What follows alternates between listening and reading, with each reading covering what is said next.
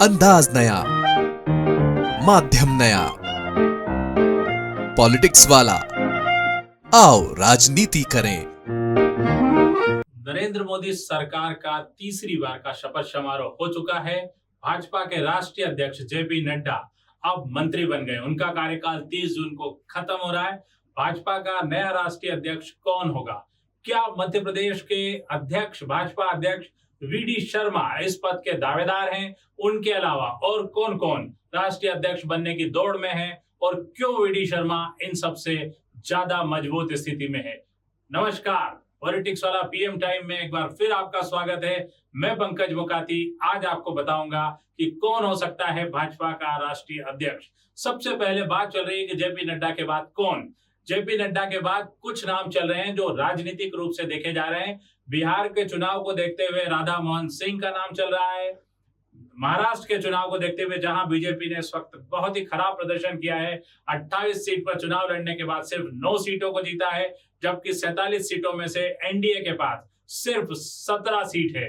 ये बड़ा नुकसान है। पिछली बार महाराष्ट्र में एनडीए के पास 41 सीट थी। ऐसे में विनोद तावड़े जो महाराष्ट्र बीजेपी के प्रमुख हैं, उनका नाम भी राष्ट्रीय अध्यक्ष के लिए चल रहा है। और भी कुछ नाम है, जिसमें एक नाम और है अनुराग ठाकुर का, कि भाजपा अगर युवा नेतृत्व की तरफ जाती है तो अनुराग ठाकुर भी एक नाम हो सकते हैं। उन्हें भी मंत्री नहीं बनाया गया है। एक और बड़ा नाम जो मध्य प्रदेश की राजनीति में और देश की राजनीति में तेजी से आगे आ रहा है वो है वीडी शर्मा का। विष्णुदत्त शर्मा भाजपा के मध्य प्रदेश के अध्यक्ष हैं, एबीवीपी से निकले हुए हैं और इस वक्त एबीवीपी के नेताओं को देश की राजनीति में बड़ी तवज्जो मिल रही है। जेपी नड्डा भी एबीवीपी से ही निकलकर राष्ट्रीय राजनीति में आए हैं। वीडी शर्मा को लेकर आप यह भी कह सकते हैं कि वो नया नाम है, लेकिन जेपी नड्डा भी जिस वक्त अध्यक्ष बने एक नया नाम था। अगर जातिगत समीकरण, ओबीसी, अदर कास्ट की बात न करें और चुनावी समीकरण को न देखें तो वीडी शर्मा कैसे इन सबसे बेहतर हो सकते हैं? वीडी शर्मा वो प्रदेश अध्यक्ष हैं जिनके साथ कार्यकर्ताओं का एक लंबा संगठन है, कार्यकर्ता उनके साथ हैं।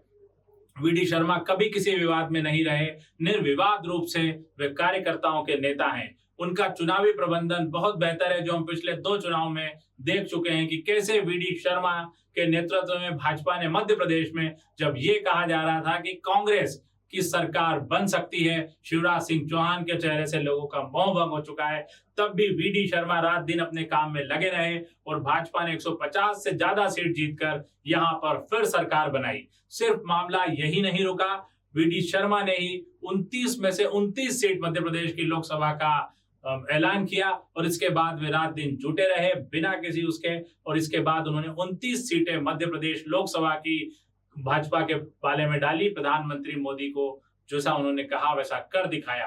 29 सीट जीतने वाला, क्लीन स्वीप करने वाला राज्य सिर्फ मध्य प्रदेश है, जिसने पिछली बार 29 में से 28 सीट जीती थी और इस बार वीडी शर्मा के नेतृत्व में 29 में से 29 सीट जीती। वीडी शर्मा इसलिए भी एक मजबूत दावेदार होते हैं कि वे प्रधानमंत्री नरेंद्र मोदी के उस खाके में पूरे फिट बैठते हैं जिसमें यह कहा जाता है कि 24/7 व्यक्ति काम करता रहे।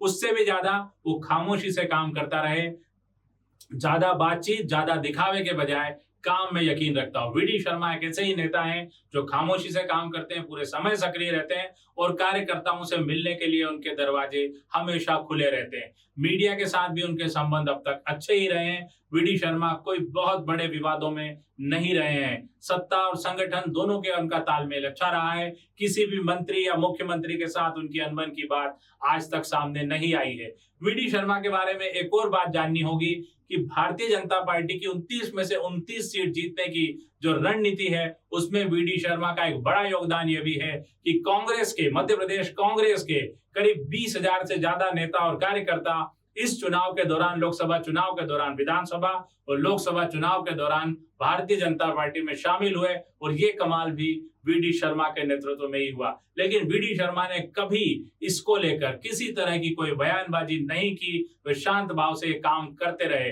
20,000 का आंकड़ा बहुत बड़ा होता है और प्रधानमंत्री नरेंद्र मोदी, भाजपा की राष्ट्रीय कार्यकारिणी, खुद अमित शाह और जेपी नड्डा भी वीडी शर्मा के इस काम को बखूबी देख रहे होंगे, समझ रहे होंगे। हम इससे थोड़ा और पीछे चलते हैं तो जब मध्य प्रदेश में ज्योतिरादित्य सिंधिया अपने 23 विधायकों के साथ भाजपा में आए उस समय भी सत्ता और संगठन के तालमेल की बड़ी जिम्मेदारी वीडी शर्मा के पास थी। संगठन में ज्योतिरादित्य सिंधिया के साथ आए लोगों को एडजस्ट करना, उन कार्यकर्ताओं के अंदर ये भाव जगाना कि वे भारतीय जनता पार्टी के सदस्य हैं, ये काम भी वीडी शर्मा ने बहुत ही बेहतरीन ढंग से किया।